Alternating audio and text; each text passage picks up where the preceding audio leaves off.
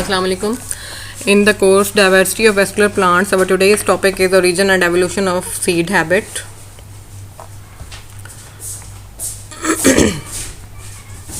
That how the seeds originate from the spore bearing plants, pteridophytes, to the spermatophytes, and how the seeds evolve. Seeds actually consists of an embryo. It has stored food and it has seed coat.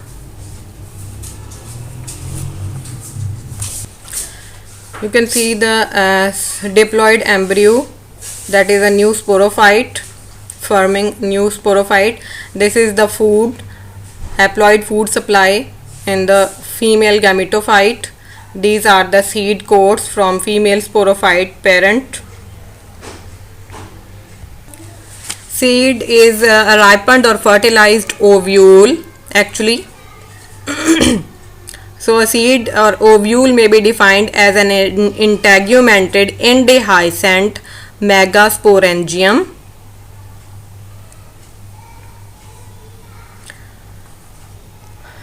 There is further elaboration of it as well.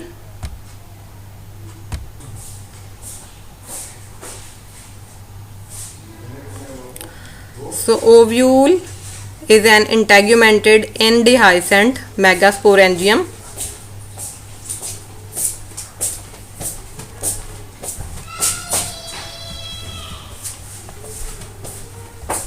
This is structure of an ovule. You can see this is a megagametophyte, and this is egg. This is pollen tube through which egg is fertilized. Pollen is received. This is integuments around the seed. This is micropyle, the upper pore. This is nucellus, the food tissue. So this is the integumented indehiscent megasporangium.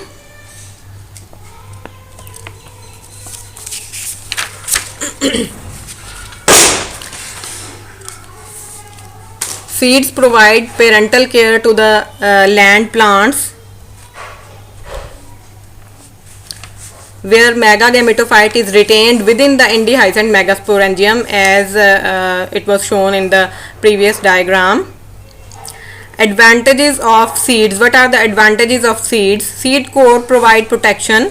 Gametophyte tissue provide nourishment for development of embryo. Seed dormancy is another advantage, and seed coats modified. Then seed versus spore. What is the difference between seeds and spores? Spores have a short lifetime, thin walled, vulnerable for pathogens and diseases, while the seeds have long lifetime. They are thick walled, they are more resistant.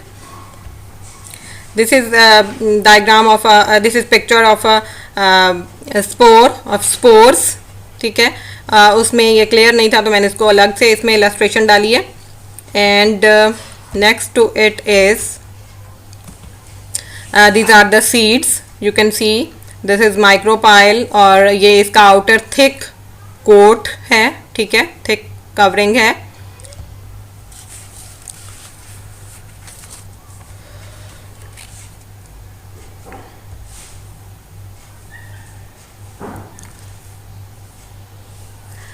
Spore to seed formation. Evolution from homospory to heterospory occurs.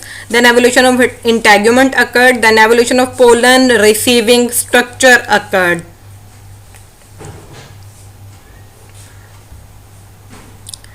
Then phylogenetic relationship of seed plants. इस diagram को मैं elaborate करके दिखाती हूँ आपको.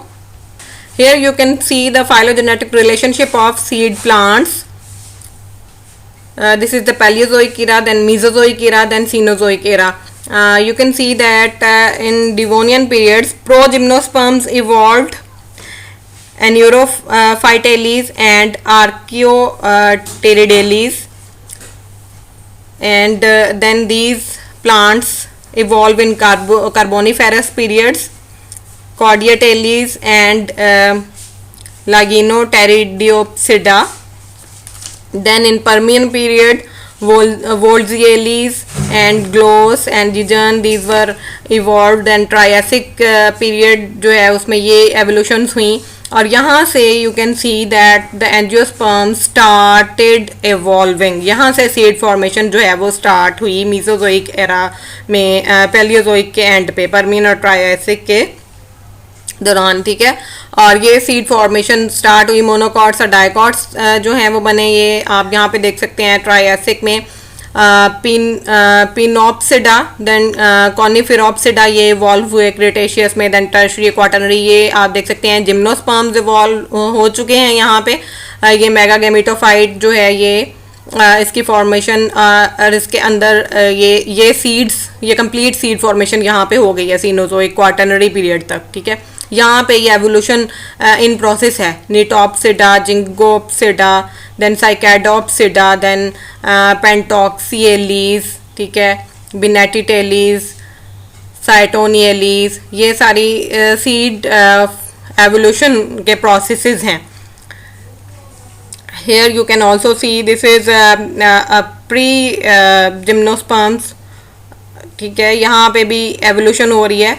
ये spores जिस तरह लीफ के अंडर साइड पे लगते थे, बिल्कुल उसी तरह ही एवोल्यूशन के प्रोसेस में लीफ के अंडर साइड्स पे सीड्स बनना शुरू हो गए. ये जो आपको बॉल्स सी नजर आ रही हैं, these are seeds under on the under side of the leaves. ये आगे आपको बड़ा इमेज भी मैं आपको दिखाऊंगी. So you saw this phylogenetic relationship of seed plants के सीड प्लांट्स जो है उनका आपस में क्या पीछे से एवोल्यूशनरी रिलेशनशिप बन रहा है, किस ब्रांच का, किस ग्रुप के साथ क्या रिलेशनशिप बन रहा है, and how the origin of seed habit occurred. The evolution from homospory to heterospory meaning the production of specialized haploid megaspores and microspores, यानी सेम टाइप ऑफ स्पोर्स की बजाय डिफरेंट टाइप्स के स्पोर्स जो हैं वो इवॉल्व हुए. Then evolution of integuments and evolution of pollen receiving structures occurred. Heterospory is the development of both micro and megaspores. Then pre ovule से ovule formation हुई और फिर सीड फॉर्मेशन स्टार्ट हुई, ठीक है. Pre ovule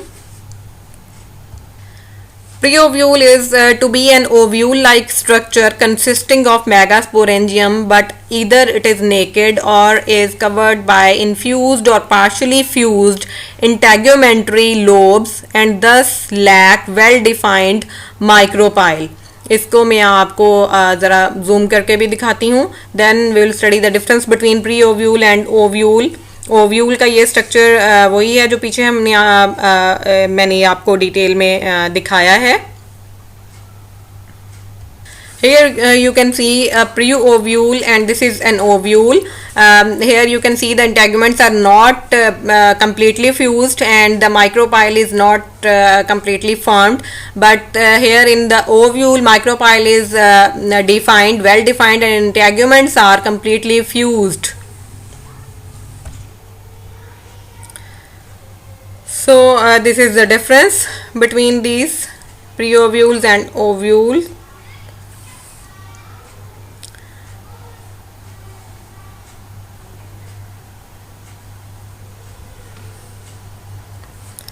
Then heterospory, as concluded by Petit in 1970 in an excellent review of the origin of seed habit, one can hardly discuss ovule origin without the role of homospory and heterospory. जब two types के spores बनेंगे, heterospory होगी, development of both micro and megaspores होंगे, तो फिर seed formation होगी क्योंकि embryo formation होगी. Stages of evolution of heterospory के हेटेरोस्पोरी कैसे इवॉल्व हुई. Decrease in number of spores in some sporangia, कुछ स्पोरेंजिया में नंबर ऑफ स्पोर्स जो है वो 3 से डिक्रीज होके 1 तक रह गए. Then increase in the size of remaining spores, और जो रिमेनिंग 1 स्पोर रहा उसका साइज इंक्रीज हो गया. Spore content of some sporangia remaining constant in size and number of spores, change from monoecious to dioecious gametophyte and change from exosporic to endosporic gametophyte occurred.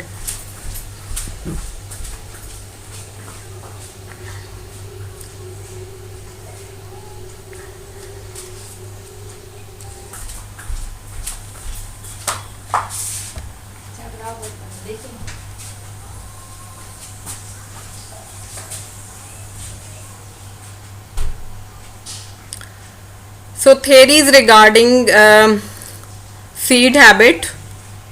There are many theories. Ovule that will develop into a seed on maturation is integumented megasporangium. In fact, the nucellus of an ovule contains a megaspore that develops into female gametophyte and is hence comparable to the megasporangium. It is surrounded by one or two protective structures called the integuments that leads the formation of seed. So there are three theories.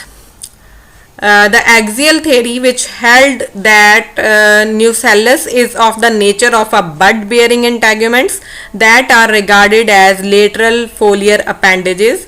The second theory regarded that the ovule is an independent structure borne on either foliar or axial organs.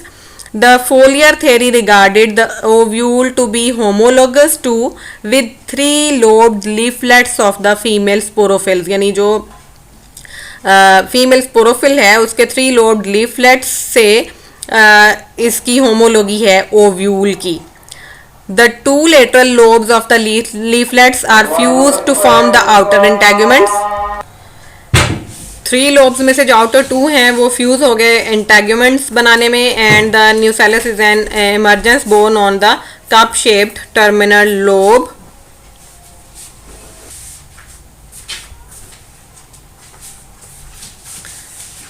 Then evolution of seed habit के ये 5 points हैं. One by one हम इनको देखेंगे.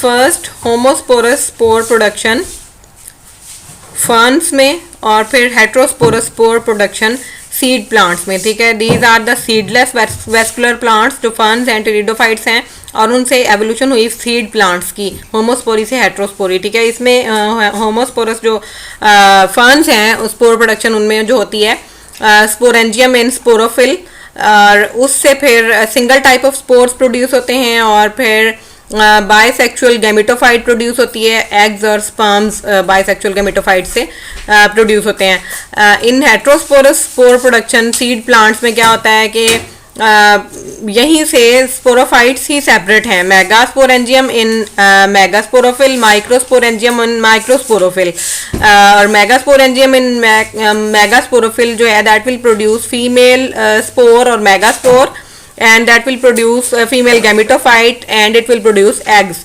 while the microsporangium in microsporophil will produce male spores or microspores, and it will give rise to male gametophyte and it will produce the sperms.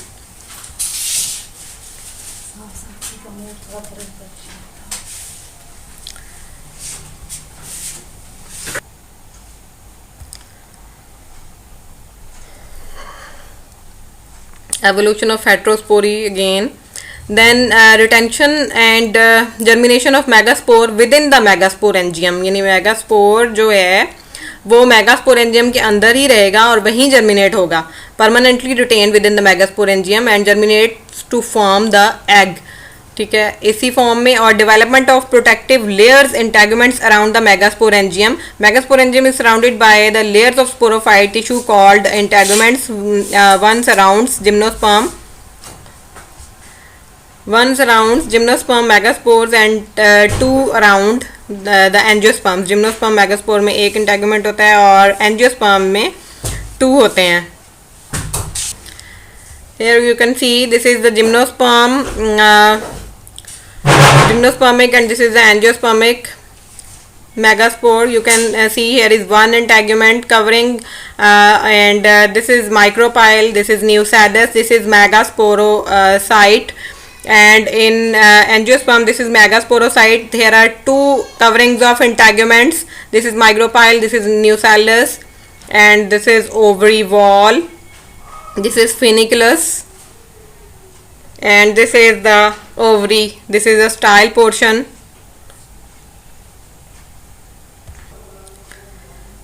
So I showed you the pictures in Zoom. reduction to a single functional megaspore per sporangium. This is next step towards seed habit के single functional megaspore रहा है पर sporangium, बाकी सारे जो है वो degenerate हो गए. Inside megasporangium the megaspore mother cell produce four gametophytes. Due to competition for space and food among the four, only one megaspore is selected for further development into a healthy female gametophyte while remaining 3 are aborted. अब ये diagram जो picture है ये मैं आपको zoom करके दिखाती हूँ. This is reduction to one megaspore. Abortive megaspores. These 3 megaspores are to be aborted. This is the megaspore और उसका साइज आप देख सकते हैं इंक्रीज हो गया है. This is haploid female megaspore. This is megasporangium. Release and mitosis occurs. These are the archegonia. So is that clear now? Next step is development of an embryo sac within the sporangium. The single healthy megaspore retained within the megasporangium germinates to form an egg containing female gametophyte called an embryo sac. The ovule that contains embryo develops into a seed. ये भी मैं आपको detail में दिखाती हूँ. You can see this is micropyle. This is embryo sac. This whole egg-like structure जो yellow है, this whole is embryo sac. ठीक है, इसके अंदर आप देख सकते हैं sperm is fertilizing it. This is the pollen grain. These are the sperm cells. Tube nucleus and this is pollen tube जिसके ज़रिए ये यहाँ तक travel करते हैं. These are the ovule walls. This is the egg and these are the polar nuclei.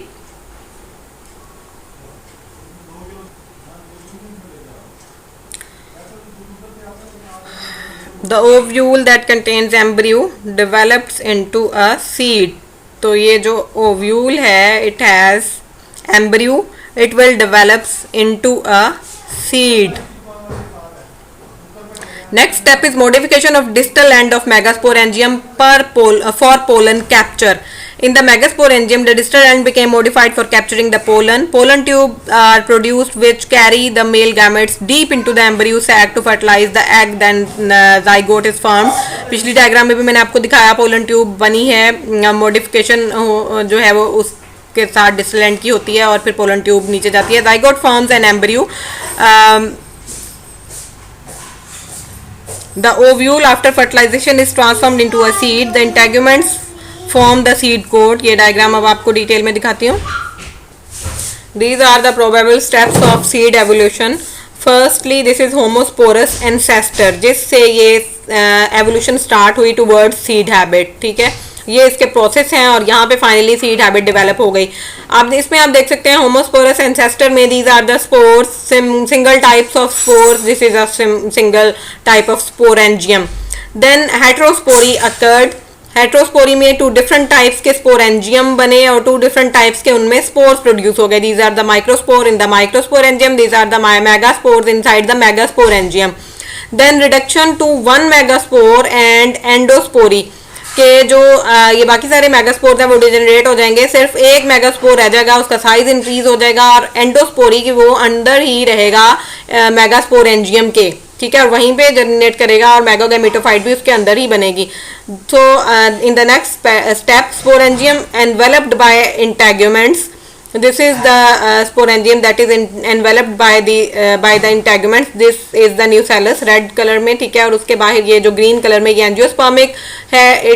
इसमें 2 integuments नजर आ रहे हैं. इट मीन्स कि ये एंजियोस्पर्मिक ओव्यूल जो है वो यहाँ पे शो हो रहा है. दिस इज फीमेल गैमेटोफाइट जो कि मेगास्पोर से यहीं पे इसके अंदर सीड के अंदर ही फीमेल गैमेटोफाइट भी प्रोड्यूस हो जाएगी. ठीक है,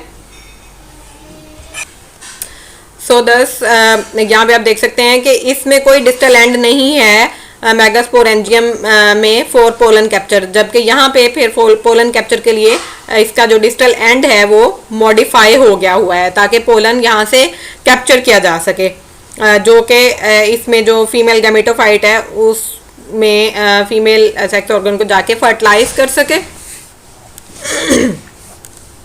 और फिर जो है वो स्पोरोफाइट प्रोड्यूस हो सके।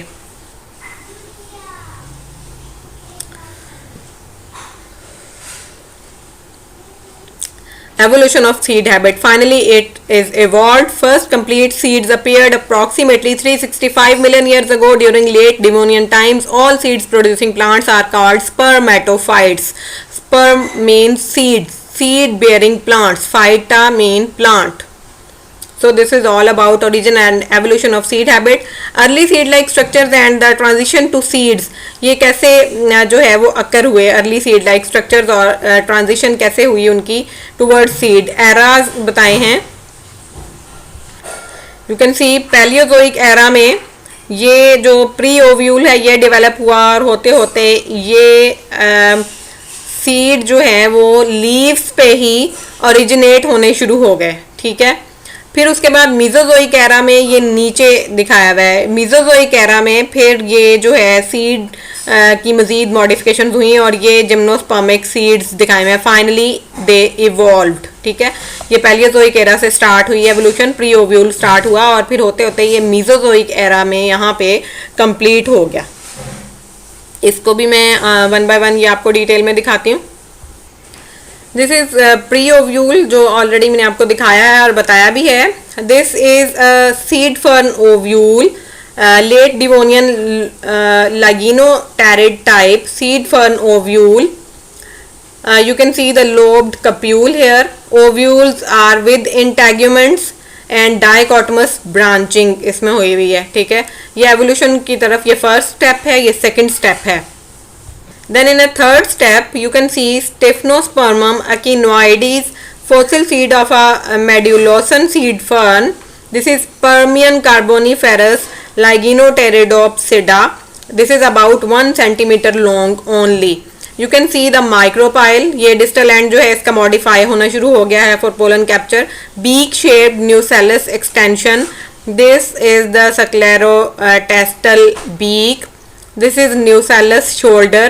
This is pollen chamber. These are the archegonia with egg cells, haploid, nucellus diploid, integuments diploid. Then endotesta, sclerotesta, sarcotesta, that is not drawn here. Megagametophyte this is, and this is the megaspore membrane. In the fourth step, these are the fossils of Gigantotarids, seeds, seed bearing and vegetative leaflets of Gigantonomia, Gigantochlea fucaensis. ये इसके imprints हैं जो मैंने fossils में बताया था ना कि इम्प्रिंट्स हमें मिलते हैं, ये देखें, ठीक है। और ये इसके सीड्स के इम्प्रिंट्स हैं, ठीक है। Upper ventral surface of leave bearing, और ये फिर उसके जो स्केचेस उन्होंने बनाए आप इसमें देख सकते हैं। ये लीफ है, इसकी अंडर साइड पे ये जो आपको दाने नज़र आ रहे हैं, दीज आर द सीड्स, ठीक है। ये आप देख सकते हैं अपर ventral leaflet surface and this is the lower dorsal leaflet surface having seeds or ovules. ये लीव्स पे इवॉल्व होना शुरू हो गया। This is the fourth step जो कि पैलियोजोइक एरा में लास्ट स्टेप था। उसके बाद मीजोजोइक एरा में फर्स्टली डबल लेयर्ड टेस्टा और इंटेगुमेंट्स ये डेवलप हुआ, फिर न्यूसेलस और 2 कोटिलेडन्स बन गए, ठीक है। डायकॉट्स भी इवॉल्व होना शुरू हो गया, 2 cotyledons of the embryo. Bennettitales gibsonianus seed section, transfer section of a seed, ठीक है। उससे नेक्स्ट स्टेप में मीजोजोइक एरा के उससे नेक्स्ट स्टेप में माइक्रोपाइल बनना शुरू हुआ, ठीक है, जहाँ से पोलन कैप्चर का जो है वो मतलब डिस्टल एंड जो है मॉडिफाई हो रहा है, ठीक है। This is pollen chamber, this is the archegonium and archegonium जो है ये फीमेल गैमेटोफाइट में फीमेल सेक्स ऑर्गन है। And this is the nucellus and this is mega gametophyte. These are the fleshy inner integument. This is the outer integument. 2 integuments that means कि ये क्या है, angiospermic seed. This is the outer stony layer and these are the vessels. So this is the complete seed. Mature ovulate scale with 2 winged seeds. Left side पे are dispersed seeds. These are the dispersed seeds. ठीक है, these are the wings. ये और ये इसके and पे ये seed जो है वो अटैच है, So this is all about today's topic. This is somewhat complicated but very interesting. If you have any question you can ask. Feel free. Thank you. Allah Hafiz.